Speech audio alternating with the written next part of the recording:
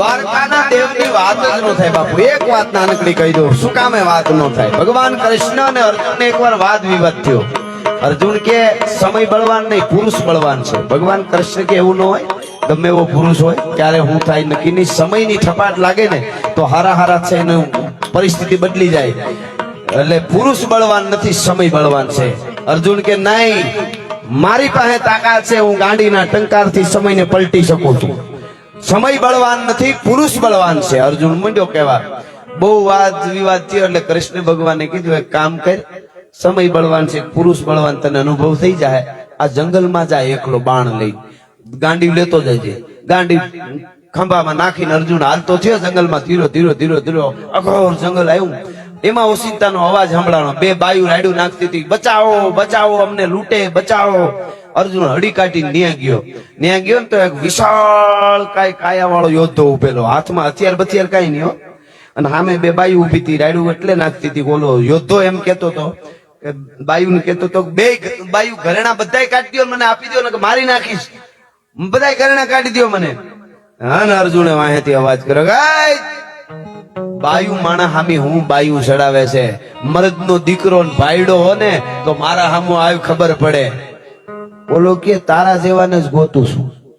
તો માટી થા, કે હું જન્મો તે તું માટી થા, હું માટી જ છું, તું માટી થા. અર્જુન કે તો હવે જોઈ લેજે. આમ ગાંડી કાઢીને આમ કરીને માથે પણ ખેંચીને ચડાવી ધનુષ ને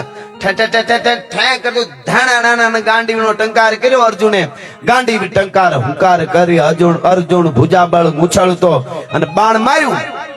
પણ બાજરાના મલોખાને નાનું છોકરું ભાંગે ને ડુંડાને, એમાં કટ દઈને પકડીને બાણ ભાંગી નાખ્યો અર્જુન. પછી તો અર્જુન એક પછી એક ગાંડીમાં ધાણા ઓલો હાયલો આવે, હામો વિશાળ કાયા હાયલો આવે ને અર્જુન બાણ મારે તો કટ કટ ભાંગ નાખે. અર્જુન પાછા પગે ભાગવા મીડો, આ તો મારી નાખશે. હવે બાણમાં અસર ન કરે, કરવું હું આનું. અર્જુન પાછા પગે હટતો જાય ને બાણ મારતો જાય. એમાં અર્જુન ને વાહે કઈક ભટકાણું. એટલે આમ જોયું ને તો જે યોદ્ધો વિશાળ વયો આવતો હતો એવો જ યોદ્ધો એક આડો પડેલો. એનો એક હાથ કપાઈ ગયેલો, એક પગ કપાઈ ગયેલો અને આડો પીડ્યો તો. અર્જુન એને ફટકાણો. પણ એવો વિશાળ જોયો ને તો ડૂબતો માણસ જેમ તણખલું પકડે એમ ઓલાને કીધું મને બચાવી ને ઓલો માર નાખશે. અર્જુન કે મને ઓલો માર નાખશે. ગાંડી ઉતારી અર્જુન એમ મને બચાવી ને. તો ઓલો આડો પીડ્યો તો ને બેઠો થયો ને તો અર્જુન ઉભો થયો તો ઓલો ખંભા સુધી જ અર્જુન પૂગતો હતો. એવડો ઓલો બેઠો થયો. અર્જુન એને ખંભે જ પીગો, ખાલી ઉભો હતો. એટલે બેઠો થઈને અર્જુન ને કે મારી વાહે ઉઈ તારું રૂવાડું ખાંડું ન થાય. તો અર્જુન એની વાહે ઉઈ ગયો. ત્યાં ઓલો આવ્યો આમ કરતો વિશાળ કાયા વાળો. ઓલાને કે ઓલો યોદ્ધો હતો એને કે ઠૂઠો હતો એને ઓલાઈ કીધું, અહીંયા એક છોકરું હમણાં નીકળ્યું તું. છોકરું અર્જુન ને, એટલે અર્જુન ને છોકરું કીધું એમ, ઓલાને મોઢે કીધું. ઓલા કે અહીંયા એક છોકરું નીકળ્યું તું, કે મારી નાખવું છે મારે. ક્યાંય ગયું બાણ મારતું તું મને. તો ઓલો જે બેઠો હતો ને યોદ્ધો જેના આડો અર્જુન હતાણો તો ઈ કે હા ઈ તો આ મારી વાહે રહ્યું. અર્જુન ને એમ થયું આ તો આયરો દઈને માથે મરવવા હાટું બધો પ્રોગ્રામ બને એવું લાગે. અર્જુન મૂસો થઈને વાહેથી કાનમાં કીધું, ઈ કે આશરો દીધો છે મરવી નાખવો છે મને. ઓલો કે તું ઉભો રે સાનો મને. પછી ઓલો થોડોક નજીક આવ્યો તો ઓલો યોદ્ધો બેઠો તો કે કોઈને મારી બારી નથી નાખવું, કાંઈ પાછો વળી જા. હવે ત્યાંથી એક ડગલું આગળ નો હાલતો ને મને ઓળખે ને હું કરી શકું. ઓલો ઉભી ગયો ને ભાગી ગયો, ઉભો રહ્યો ને ભાગી ગયો. એવડો વિશાળ અર્જુન ના બાણ ને ભાંગી નાખતો તો ઈ ભાગી ગયો. ઓલો ભાગી ગયો તો અર્જુન હળી કાઢીને મોં આગળ આવ્યો. આગળ આવીને સામું જોઈને કે ઓહો હો, ઈ કે તમને ખબર નથી કે હું કોણ છું. હજી અર્જુન એમ કે છો ઈ કે તમને ખબર નથી હું કોણ છું. હજી એને ઈ અભિમાન હતું હું ગાંડીધારી અર્જુન. કારણ કે આ તો ઓલા કાળિયાની માયા હતી. ઈ કે તમને ખબર નથી પણ મારી ઓળખાણ મારું નામ હું પછી આપું. નામ આપ્યા વગર જઈશ નહીં. તમને ખબર પડશે મારું નામ સાંભળ્યા પછી હું કોણ છું.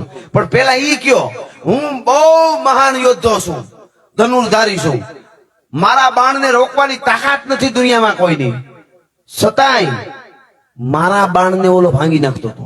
તો હું કેવો એને બદલે ઓલો કેવો યોદ્ધો કહેવાય. કે મારા બાણને આમ કરીને ભાંગી નાખતો હતો, બાજરાનું ડુંડું ભાંગે એમ. હાલો ઈ હું કેવો ઈ કેવો ઈ તો બરાબર, પણ ઈ તમે ખાલી એમ કીધું કે મારી ખબર છે ને પછી ભાગી ગયો તો તમે કોણ છો? આવા બધા તમે કોણ કે ઓલો મારા બાણને ભાંગી નાખતો તો ઈ ભાગી ગયો તમારાથી બીન, તો હું કેવો, ઓલો યોદ્ધો કેવો અને તમે કેવા?